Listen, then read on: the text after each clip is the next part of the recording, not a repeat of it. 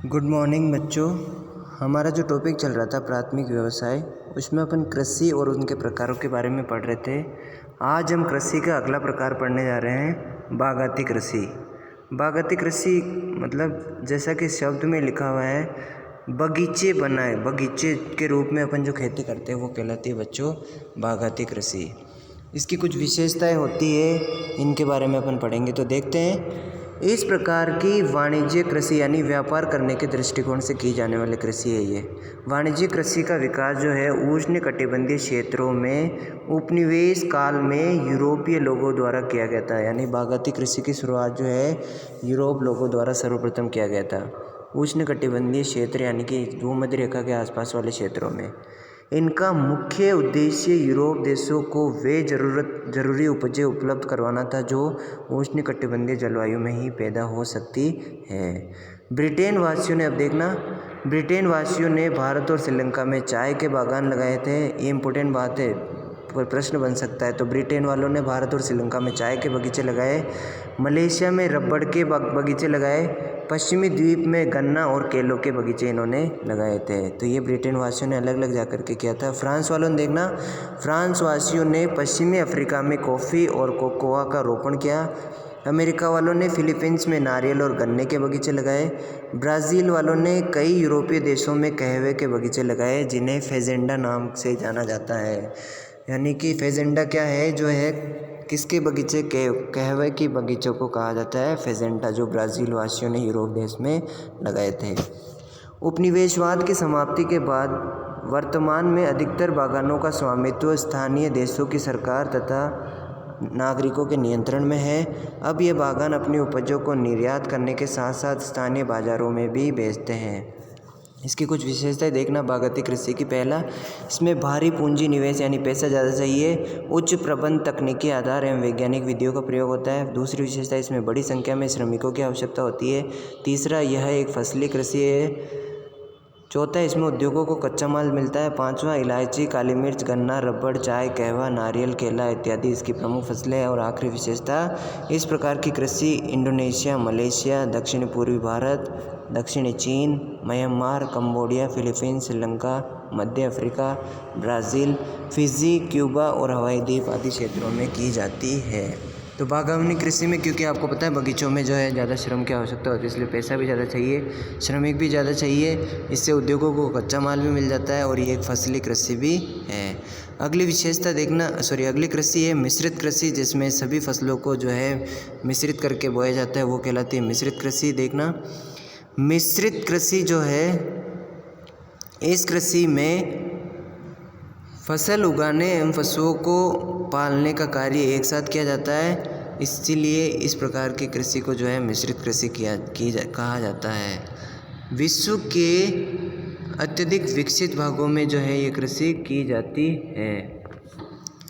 उत्तरी अमेरिका के पूर्वी भाग, उत्तरी पश्चिमी यूरोप, यूरेशिया के कुछ भाग एवं दक्षिणी महाद्वीपों के शीतोष्ण अक्षांशों वाले भागों में इसका विस्तार है। इस प्रकार की कृषि यानी मिश्रित कृषि की कुछ विशेषताएं। पहला, फसल उत्पादन और पशुपालन दोनों को इसमें समान महत्व दिया जाता है। दूसरा, इस प्रकार की कृषि में खेतों का आकार मध्यम होता है। फिर अगली विशेषता, गेहूँ, जौ, राई, जई, मक्का, सोयाबीन और चारे की फसल यहाँ की प्रमुख फसलें जो बोई जाती है इसमें।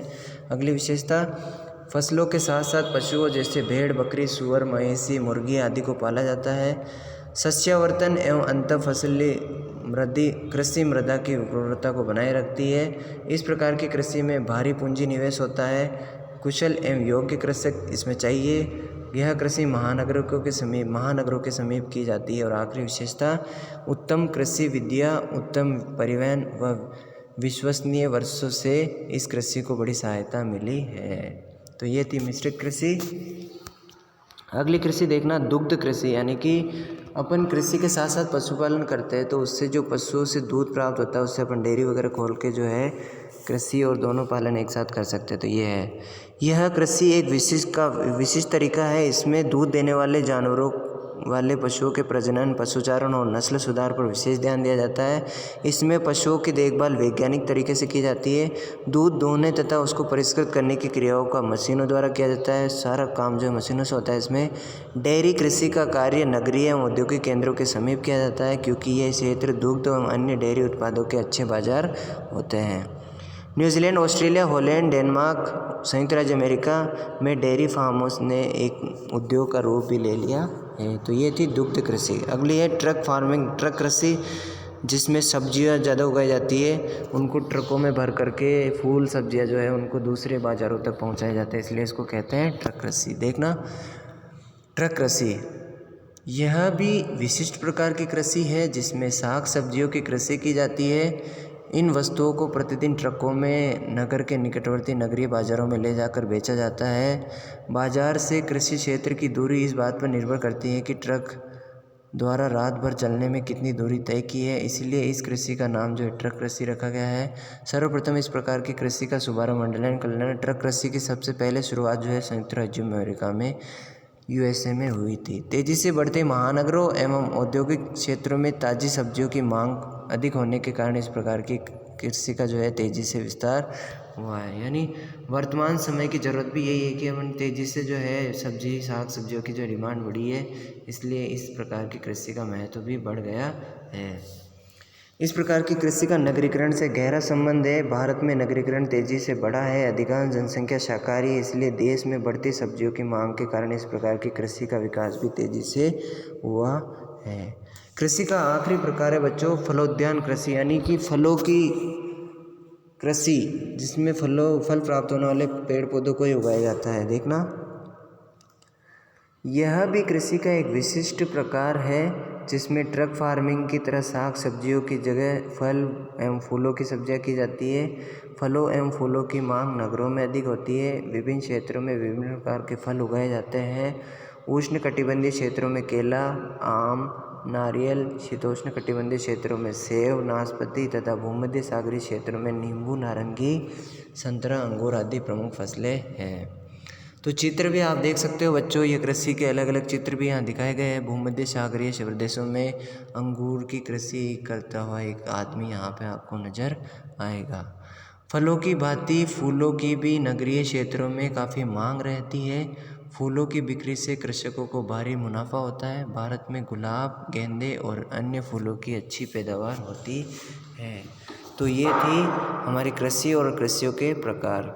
बच्चों एक बार फिर आपको याद दिला देता हूँ, कृषि से रिलेटेड प्रश्न निश्चित रूप से परीक्षा में बनता है, चाहे वो एक ही कृषि का प्रकार या उसकी विशेषताओं के बारे में पूछ सकता है, या फिर सभी कृषियों के प्रकारों के बारे में भी एक साथ प्रश्न बन सकता है। तो आपको जो है ये प्रश्न तैयार करना है कृषि से रिलेटेड।